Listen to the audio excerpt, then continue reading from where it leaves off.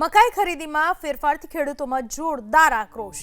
વડોદરાના કરજણમાં ખેડૂતોમાં જોરદાર રોષ। ખરીદ કેન્દ્ર ઉપર મકાઈને લઈને પહોંચેલા ખેડૂતોમાં વિરોધ જોવા મળ્યો।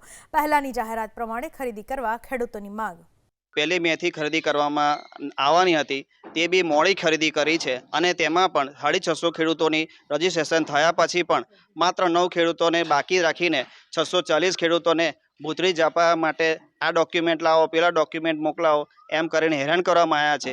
અને જ્યારે ફાઇનલી ખરીદી ચાલુ થઈ પછી હેક્ટર દીઠ 27.11 ક્વિન્ટલ લેવામાં નક્કી કર્યું હતું। પછી રાતોરાત આજે 1 તારીખે રાતોરાત પરિપત્ર બદલીને ખાતા દીઠ માત્ર ને માત્ર 15 ક્વિન્ટલ નક્કી કર્યું છે। એ રજીસ્ટ્રેશન થયા પછી આજે પણ 640 ખેડૂતો ભૂતરી જતા વડોદરા ખાતે આજે પણ ધક્કા ખાઈ રહ્યા છે। નથી એમને ત્યાં આગળ કોઈ આશ્વાસન મળતું નથી, કોઈ કામના એક ડોક્યુમેન્ટની ઘટ માટે એમને ધક્કા ખવડાવવામાં આવે છે।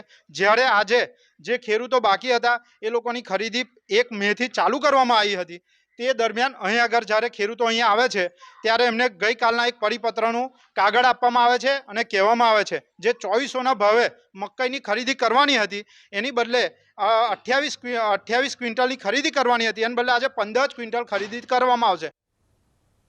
મકાઈ અને બાજરી પકવતા ખેડૂતોમાં જોરદાર આક્રોશ। અરવલ્લી તેમજ સાબરકાંઠાના ખેડૂતોના ગાંધીનગરમાં ધામા। ટેકાના ભાવે ખરીદી ઓચિંતી મર્યાદિત કરાતા રોષ। કિસાન સંઘના આગેવાનો અને ખેડૂતો પહોંચ્યા સ્વર્ણિમ સંકુલ 1 સચિવાલયના ગેટ નંબર 1 પાસે મોટી સંખ્યામાં પહોંચ્યા ખેડૂતો। તમામને પ્રવેશ આપવાનો આગ્રહ કરાતા વાતાવરણ બન્યું તંગ। પોલીસની સમજાવટથી 10 આગેવાનોને અપાયો પ્રવેશ। કૃષિ મંત્રી અને અન્ન નાગરિક પુરવઠા મંત્રીના આગેવાનોની રજૂઆત। કિસાન સંઘના આગેવાનો પહોંચ્યા સ્વર્ણિમ સંકુલ ખાતે સચિવાલયના ગેટ નંબર 1 પાસે મોટી સંખ્યામાં ખેડૂતો પહોંચ્યા। તમામને પ્રવેશ આપવાનો આગ્રહ કરાતા થોડીવાર માટે વાતાવરણ તંગ બન્યું હતું।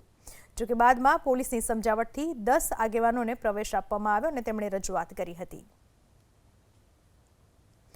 મકાઈની ટેકાના ભાવે ખરીદીના વિવાદ મુદ્દે વાઘાણીનું નિવેદન।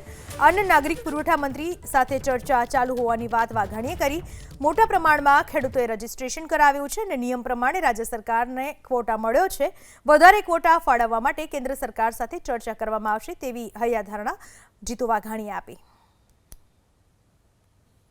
અન્ન નાગરિક પુરવઠો આ ખરીદી કરે છે માનનીય રમણભાઈ, એમણે પણ કેબિનેટમાં વાત કરી છે, એમની સાથે પણ ચર્ચા થઈ છે, એ પણ ચિંતા કરી રહ્યા છે। કેન્દ્ર સરકારમાં જે ક્વોટા અને જે પ્રકારે આ વખતે રજીસ્ટ્રેશન થયું છે એ રજીસ્ટ્રેશનની સંખ્યા પણ ખૂબ મોટી ચાલુ વર્ષે છે, 55,000 જેટલી છે।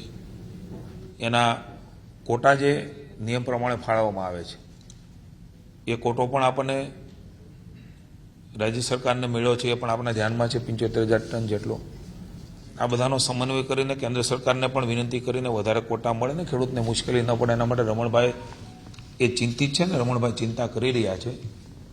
પણ અત્યારે જે પરિસ્થિતિ છે એમાં 55,000 જેટલા ને કે આ વખતે લગભગ 17-18 જેટલા ખેડૂતોનું રજીસ્ટ્રેશન એ બાજરીમાં થયું હતું। હાલાકી ઘઉં ને વગેરેની ખરીદી અન્ય રીતે જે ખેડૂતો માગે છે એ પ્રમાણે થઈ રહી છે।